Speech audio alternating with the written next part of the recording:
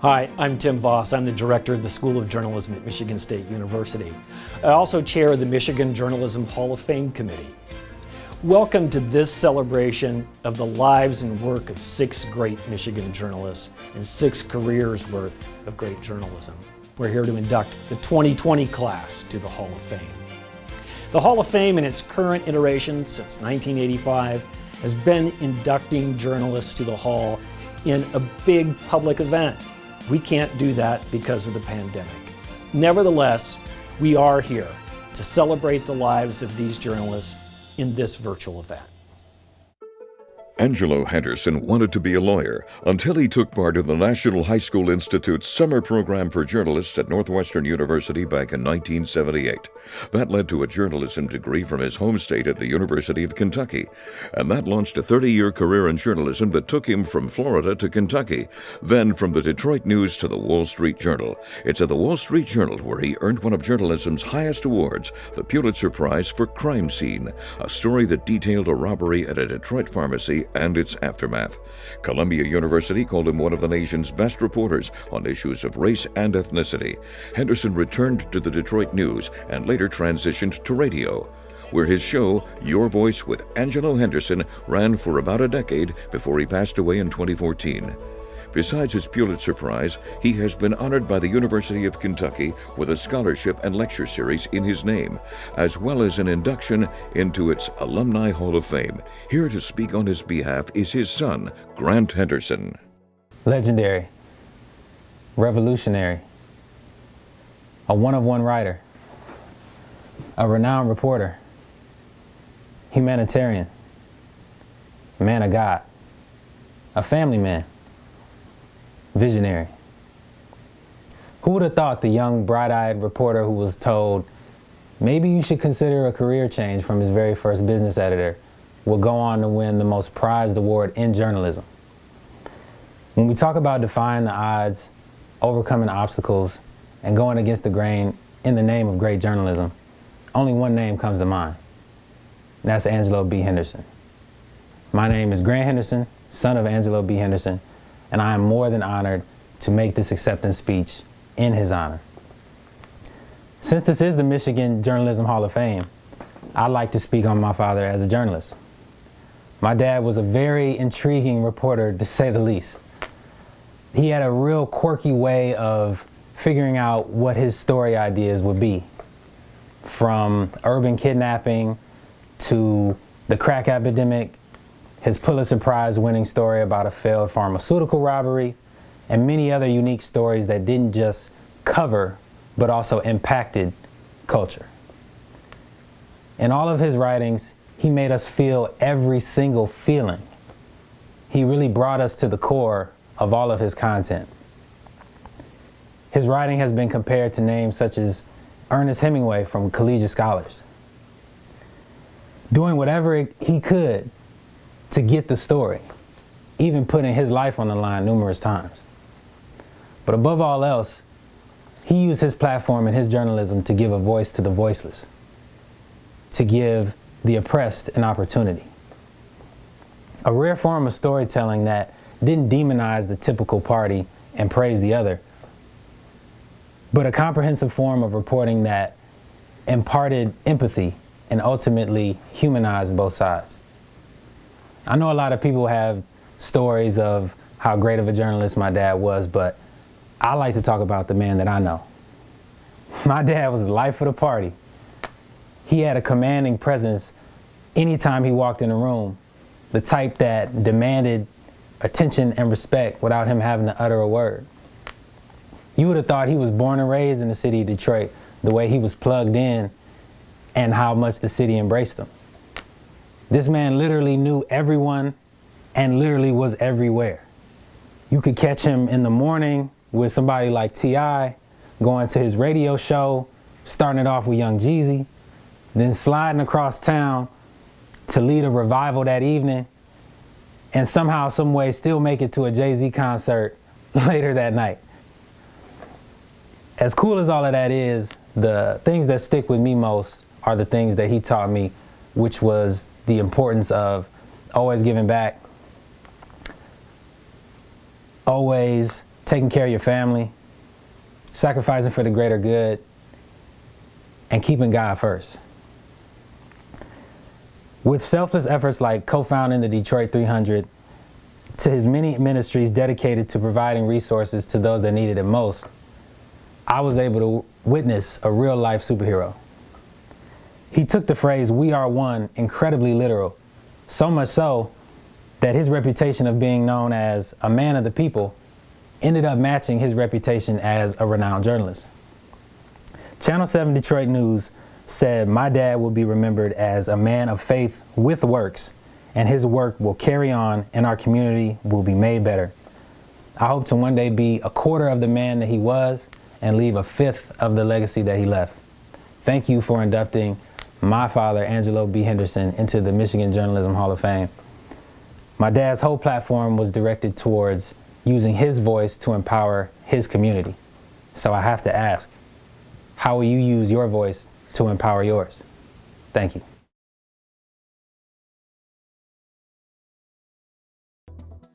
Tom Gage also wanted to be a lawyer. Lucky for us, Gage started his career with a sports job at the New Orleans Times-Picayune and never looked back. The Motown native and lifelong Tigers fan got a job with Detroit News in 1976, became the Tigers beat writer in 1979, and spent the next 36 seasons covering some 5,000 games, including the time the Tigers won the World Series in 1984. They weren't the only champs. Gage won multiple Michigan Sports Writer of the Year awards, an Excellence in Media Award from the Michigan Jewish Sports Federation, a Lifetime Achievement Award from the Society of Professional Journalists Detroit chapter, is enshrined in the Michigan Sports Hall of Fame, and won the Baseball Writers Association of America's top award, which means he's part of baseball's Hall of Fame too. Gage retired in 2015, but didn't put the pen down. He has written several books and is also a public speaker. And now, here in his own words, is Michigan Journalism Hall of Fame inductee Tom Gage. I wish we could all be together, but knowing we can't, I appreciate this opportunity to speak with you. Initially, I want to thank all those involved with this great honor, especially my good friend Joanne Gerstner for nominating me, plus those with the Hall of Fame who felt I was worthy of being selected. And finally, the many readers of the Detroit News whom I sought to inform, occasionally to educate, and other times, hopefully, to entertain in my 36 years of covering the Detroit Tigers for the News. It was the job I truly believe I was destined for. From the time as a boy when, as much as I enjoyed playing baseball, I became aware that I loved writing about it most of all. For hours, I would play all-star baseball on the floor of my bedroom, a wonderful game made up of spinners and cardboard players. Then I would write a recap of the outcomes. Better yet, there were 3 other kids on the block who also played it, and when we would get together as young general managers to trade players, I would detail the transactions as if they were breaking news, which of course to me they were. That's not to say a boyhood game prepared me for a career as a professional journalist. It would be fanciful to think it had. And the fact is, I learned rather swiftly in the workplace that it hadn't. On a summer night in 1970, I was handed my first news side assignment as a cub reporter for the New Orleans Times-Picayune. During my senior year of college, I had become friends with a man who was fulfilling a lifelong dream by publishing a small daily newspaper in the town of Clifton Forge, Virginia. I did not conceal my admiration for his dedication, and in return he treated me like a wide-eyed apprentice, one who dared to sense he might have found a calling. I already realized that I wasn't cut out for law school. The nagging truth is I didn't yet know what I was going to do after college. I liked sports and I liked writing, but didn't know how I was going to combine the two interests, or even if there would be a chance to do so. But the publisher in Virginia was well connected from his years as an editor in Philadelphia, and his offer of a recommendation led to an interview and a job in New Orleans. My spirit was more than willing, although my knowledge was woefully weak. But fortunately, my first break, as I look back, was my biggest. Joining an eager team of novices and night owls, I was assigned to the late shift under the auspices of Assistant City Editor Joe Darby, in whose hands my career soon hung in the balance. My first assignment was to attend a town hall at which several candidates for minor political office would be speaking. I did what research I could, but there wasn't exactly a comprehensive drain commissioner file I could consult. With fresh enthusiasm and a new notebook, however, I went off to listen to the candidates, but the wordiness of their speeches soon overwhelmed me. When I returned to the office, Darby said something like, "Give me 200 words, Gage, fast." Fast? That only made matters worse as I sat down at the typewriter and started. That was my intention anyway. 10 minutes later, I was still starting. Thankfully, I didn't try to hide the problem. Not knowing how he would react, but too nervous for the chance of getting yelled at to matter to me, I approached my editor, a lanky, laconic man who took his job in LSU football equally seriously, and freely admitted, "I have no idea how to write this, or even how to begin it." I remember thinking the Times-Picayune was about to realize it had made a big mistake in hiring me. But luckily, Joe's pool of patience was deep, every bit as deep as his desire not to see a floundering first-timer fail before even getting started. "Let me walk you through it," he said, and he quickly outlined the direction in which I needed to go, step by step. Without that guidance, I have no idea how long it would have taken me to get comfortable as a reporter. 51 years later, I still reflect on what I learned that night and how it affected the rest of my career. I believe it is mandatory for us as journalists to remain inquisitive all our lives, of course, to always be eager to learn, but this, perhaps above all, to be as ready as I was on the night of my first assignment to seek direction when needed. As a community of colleagues, honest journalism is best when we strive to pull in the same direction, to help each other as a team, to elevate each other. I truly believe that. That's why there's no more defining moment in any of our careers than when we can lend a hand to one seeking our assistance, as Joe Darby did for me. So again, I thank the Hall of Fame for this honor, but mostly for reminding me that many years ago, I chose a wonderfully uplifting career.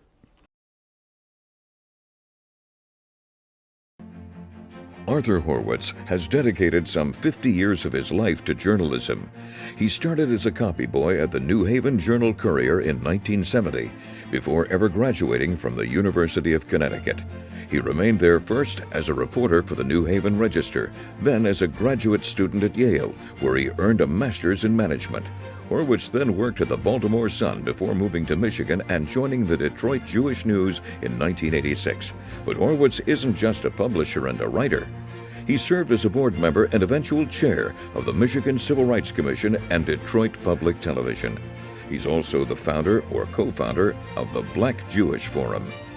New Michigan Media, a consortium of ethnic and minority media, and the Detroit Jewish News Foundation, which digitized the Jewish News and the Detroit Jewish Chronicle, making sure their stories will never be lost to history.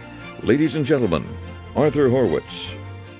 Thank you to the Michigan Journalism Hall of Fame and Michigan State University for this very special recognition. I'd like to congratulate my 2020 COVID-19 pandemic classmates and their families. You've made a significant and enduring impact on our state and profession. I'd also like to offer a heartfelt thank you to Mike Smith, the Aileen and Graham Landau Archivist for the Detroit Jewish News Foundation, who nominated me for the Hall of Fame and quarterbacked the entire process. Mike, you are a Detroit and a Michigan treasure. I'm also appreciative for the letters of recommendation and support provided by my journalistic colleagues and community partners. And I'm particularly thankful to my wife, Gina, who has been on this journalistic journey with me since we first met in 1975, when I was just concluding my service as editor-in-chief of the Student Daily at the University of Connecticut. It's a special honor to join Philip Slomovitz, the founding editor and publisher of the Detroit Jewish News, in this Hall of Fame. Mr. Slomovitz served his community, Jewish and general, with passion and insight for more than 70 years. He was inducted in 1993, the same year he passed away. I'm also grateful to have been surrounded by a competent and caring staff who embraced the role of the Detroit Jewish News as the community's independent, trusted news source, while repeatedly earning state and national recognition for the quality of their work. Over the years, they've included Newside pros like Robert Sklar, Carrie Cohn, Danny Raskin, Gail Zimmerman, Jackie Hedapole, Phil Jacobs, Simon Ello, David Sachs, Alan Hitzke, and Gary Rosenblatt. Important business side colleagues have included Charles Berger and Sylvia Stafford, who brought me to Detroit from the Baltimore Sun in 1986. Also, Rick Nessel, Pam Turner, Tessa Goldberg, Craig Phipps, Don Lifton, Kevin Browett, and Keith Farber. As we know too well, change in our beloved industry has been inevitable, often unpredictable, and fast. We can discuss, argue, and editorialize about how effectively or ineffectively we've responded to the technical and technological and demographic trends engulfing us. But I'll leave that to the historians and the First Amendment scholars to frame over time. It's not good enough to merely exist. To try and stand still when doing so pushes us backward. To invest scarce dollars in modest return digital platforms and content as Google and Facebook continue to suck the financial marrow out of our bones. Striving to reflect reality with facts gathered, edited, and presented by professional journalists must remain the keystone of our industry. However, the communities we serve must want it. And while transitioning from a for-profit to a nonprofit ownership model, as the Detroit Jewish News did effective October 1st, 2020, can provide additional pathways for support and engagement, that model, actually any model, will only succeed if the communities served continue to recognize and financially value what we provide. Trusted, independent-minded, factual journalism that reflects reality, even if that reality isn't always flattering. Thank you again for this very special honor.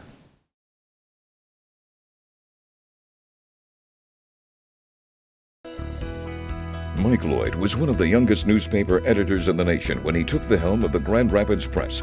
With a decade under his belt as a reporter, he took the job at 33 and led the way for the next 31 years. During his tenure, Lloyd repurposed a manager's salary to hire 3 more reporters, making good on the paper's commitment to covering local news. He launched a weekly religion section, and he lifted the curtain for readers, in print and in person, to discuss the paper's decisions and mission.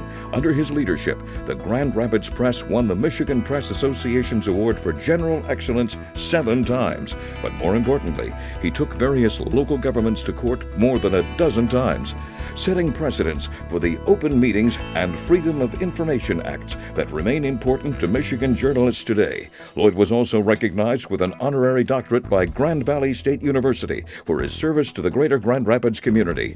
And now he's being honored by the Michigan Journalism Hall of Fame. Ladies and gentlemen, Mike Lloyd. Thank you for this honor. I've attended these annual events in the past and have appreciated the recognition given to many inspiring and creative people with extraordinary careers. Having been out of the news business for more than a decade gives me a fresh perspective and an appreciation for the unique opportunity journalism presents. I loved my years at the Grand Rapids Press. It was a fine newspaper blessed with many, many talented individuals. They chose to be in Grand Rapids, but were more than qualified to work in any newsroom in the country. The attention that gets given to big stories in major media hubs like New York does not diminish the vigilance and diligence in places like Grand Rapids. Ironically, many of the issues highlighted by press reporting actually led to reforms. Change is imminently more possible in a smaller community. The impact we had with cases enforcing both the Open Meetings Act and Freedom of Information Acts underscored our public service stewardship. The result was better, more open government. But just as important was our role in reflecting the soul of West Michigan, publicizing fundraising causes, coverage of high school and college sports, attention to academic superstars, as well as the usual crime and courts fodder. That's what made the press an essential element in the community for decades. I feel I have to recognize the 3 newspaper editors who changed my life. The first, who was inducted into the Hall of Fame in 1996, is Werner Veit, my predecessor at the Grand Rapids Press. Werner was only 35 when he became the paper's editor, and that may explain why he was fearless in promoting young leaders. When he was elevated to president of our newspaper group, I'm sure naming me at 33 to succeed him at the largest of the 8 papers was as much of a shock to the other 7 editors as it was to me. In fact, his first morning in his new job, he strolled into the newsroom and asked if I had a moment to talk. Well, we were right on deadline, dealing with a double murder and a tanker truck explosion. I said, "Hell no, get out of here." He still gave me the job. I can only hope I was as steadfast in decision-making as he was. Then there's Glenn Boisenald. My newspaper career is all his fault.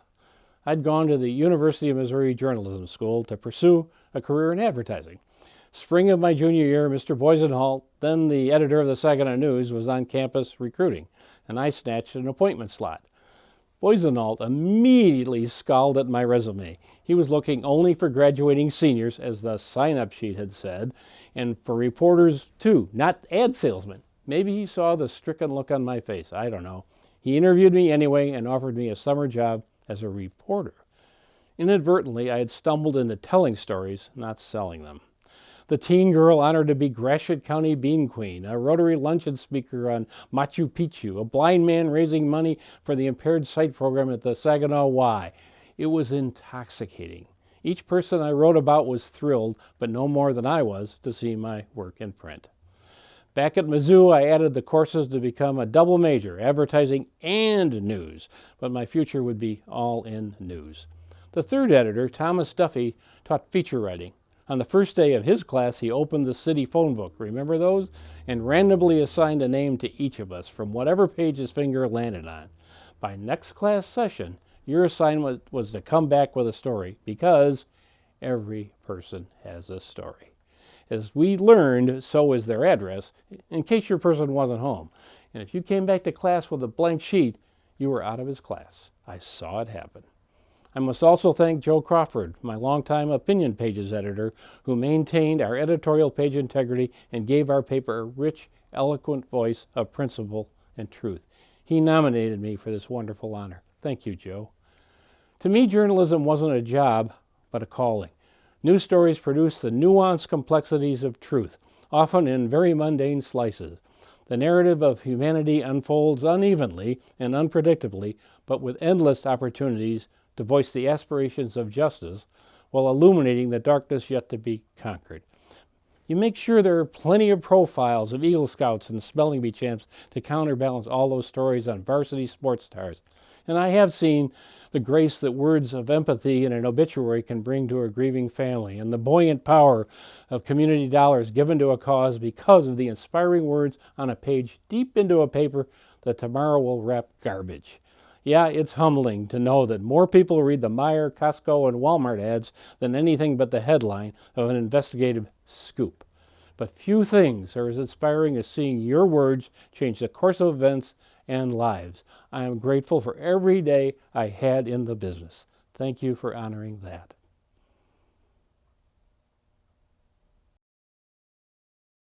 Bill Proctor worked as a police officer before becoming a journalist, and it's a good thing he made the switch, as he would become famous for getting innocent people out of jail instead of locking them up. Proctor spent more than 4 decades in the broadcast news business, including stops in Pittsburgh and Kansas City, before moving to WXYZ in Detroit, where he would remain for 33 years. Proctor's work has been recognized by the Golden Quill, the Michigan Association of Broadcasters, the State Bar of Michigan, the Society of Professional Journalists, the Michigan branch of the National Academy of Television Arts and Sciences, and was named one of the Men of Excellence by the Michigan Chronicle. While he's best known for defending the innocent, Proctor's work also exposed corruption and cost public officials their jobs. And while he retired from WXYZ in 2013, his work continues as the president and CEO of Bill Proctor & Associates, a company that provides investigative and legal support to people in the justice system. Here now is anchor, reporter, producer, president, CEO, and freedom fighter, Bill Proctor. Just a few years after retirement, induction into the Michigan Association of Broadcasters Hall of Fame, and now tonight, for 2020, the Michigan Journalism Hall of Fame. It's a true honor to be in two halls, but the Broadcasting Hall of Fame is wonderful because our audience was millions from Michigan to Alaska. The daily fun assignments, from doing the morning weather to parades to fun at the Dream Cruise. I wore lots of hats in public service. As a journalist, the Hall of Fame celebrates our constant search for the truth, reaching for fair and accurate reporting, telling stories about community and conflict. With the power of the press, you can help people, and I was fortunate to recognize those in need and some bad actors like this real estate crook, the city airport director who failed at his job, and the judge pulled off the bench after our reports. You don't get to do all that work unless you have a pretty good foundation at home. And so my real high level of appreciation and the first time of public acknowledgement for the lady I married in 1986. She's Miranda, and she is my rock, and she's the reason I can do so much. We were married in near 100 degrees on the church lawn because the air conditioner died that day. But we loaded into the gold Rolls Royce and we were off. Her loving smile and persona kept me going when things got dicey, as it did in 1987, a year after we were married. An extremely rare situation for a reporter, when all eyes were on Inkster, Michigan, and the Bungalow Motel. That's where a woman and her 3 heavily armed adult sons killed police officers called to help evict that family. For just a few moments, I was back in police work negotiating a ceasefire, but it was too late to save the murdered men. It was Private Investigator Al Woodside who delivered to me my first wrongful conviction case, but in 1995, I was practically alone in the marketplace, showing the failure of the criminal justice system in Frederick Thomas Freeman's murder conviction. He's still inside, soon to be married, hoping, though, to be released soon. You meet a lot of interesting, talented people when you work as a private investigator, and this art is a part of the large collection of one Ray Gray. Over 50 years he's been doing these wonderful pieces, has dozens of them, but he's done them all behind prison walls. Ray Gray went to prison in 1973 for the robbery and murder of a drug dealer in a Detroit apartment, but he wasn't there, had nothing to do with the robbery. This woman was there, and she has recently signed an affidavit identifying Charlie Matthews and Tyrone Pugh as the men who were responsible. They are both now dead. Matthew and Paul Jones are innocent too, but I could go on about the struggle my retirement has handed me. From TV reporter to PI to advocate, I wouldn't have it any other way. So tonight, I guess I provided a little insight as to what reporters might do when they hang up their badges. Yeah, it's really hard work being a private investigator, especially when you're trying to get the innocent out of prison, because the government doesn't want to move. But that's what makes our work in journalism so important. We tell the stories, and sometimes that moves action. Action that probably would not have happened had it not been for our work.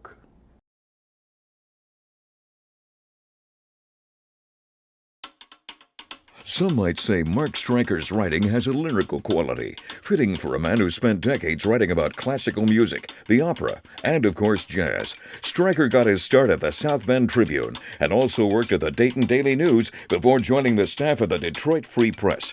He not only put music to words as the paper's music critic, he covered the visual arts as well. But Mark Stryker isn't just a critic, he's also a newsman. He was lauded for his coverage of the Detroit Symphony Orchestra strike, as well as the role of the Detroit Institute of Arts during the city's bankruptcy. Over the years, his work earned him a Missouri Lifestyle Journalism Award, a Salute to Excellence Award from the National Association of Black Journalists, and back-to-back awards from the American Society of Composers, Authors, and Publishers. He was also named a Kresge Arts Literary Fellow.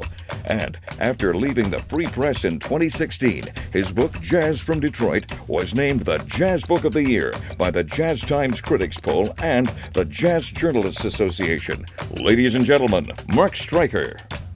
Well, this was an unexpected honor, and I cherish it. I owe a debt of gratitude to a gaggle of people, starting with a number of editors.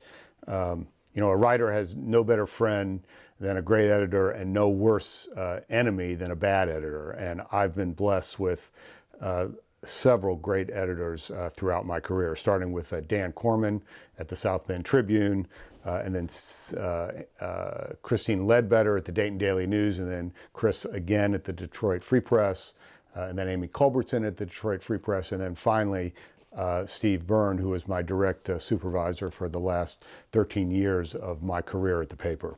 You know, all great editors have this ability to create a safe space for you in which you can do your best work without the hassles or the pressures and the mishigas of people above you and people elsewhere in the newsroom. All these editors did that.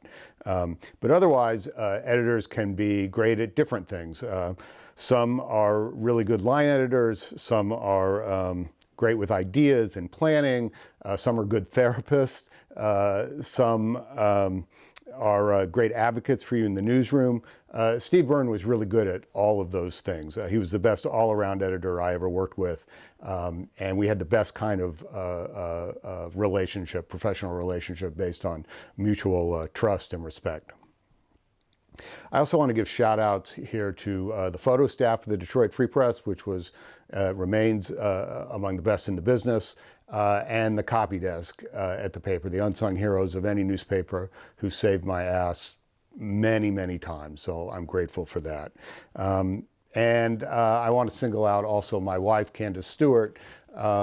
You know, journalism is a calling, really, not a career. Not everybody understands 12 to 15-hour days pursuing a story. Not everybody understands staying up until 3 a.m. to craft something just perfectly. Not everybody understands missing dinner yet again. But Candace, who herself is a fine journalist, understood all that. She didn't always like it, but she understood it, and I'm grateful for that.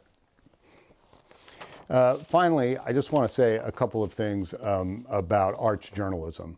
I built my career on the twin pillars of in-depth reporting and quality criticism. Quality arts journalism requires both of those things. Readers deserve it, readers demand it. I was lucky to land at a newspaper that valued both kinds of coverage, and a paper that had newsroom leaders who valued and understood how important classical music, jazz, the visual arts, my coverage areas are to a city and civic life and the soul of a community.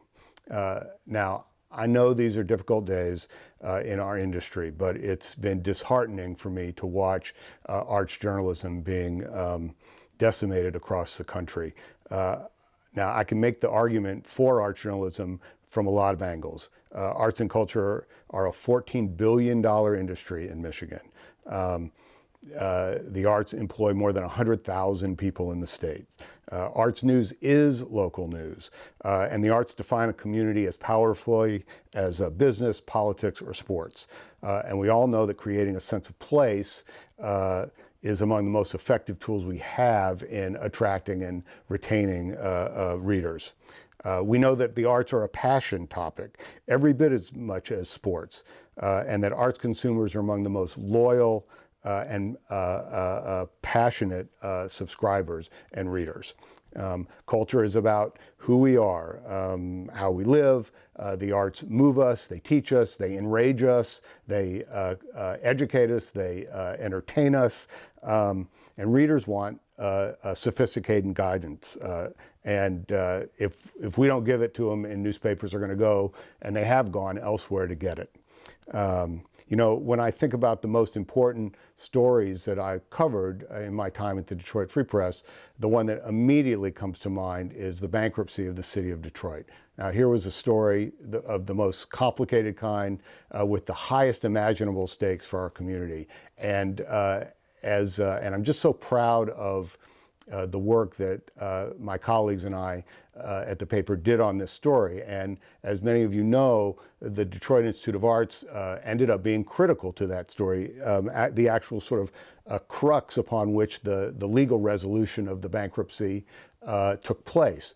And you know, I cannot think of a story that is where it's clearer why you need to have arts reporters on the beat. You simply could not tell that story in the way it needs to be told to capture the full complexities and the texture of life here without having arts reporting to be a central role in it. So thanks to the Michigan Journalism Hall of Fame for recognizing me today. My hope is that this shines a spotlight on what arts reporting and criticism bring to newspapers and why it's important that editors and publishers don't forget that.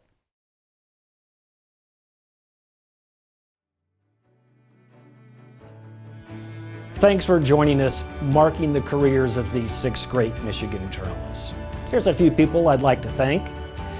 Jam Sardar, Betsy DeSantis, and David Parks. Thanks for your work behind the scenes to make this possible. And thanks to the Michigan Journalism Hall of Fame Committee for the work they do all year long, maintaining the hall and selecting deserving journalists. Good night, everyone. So long.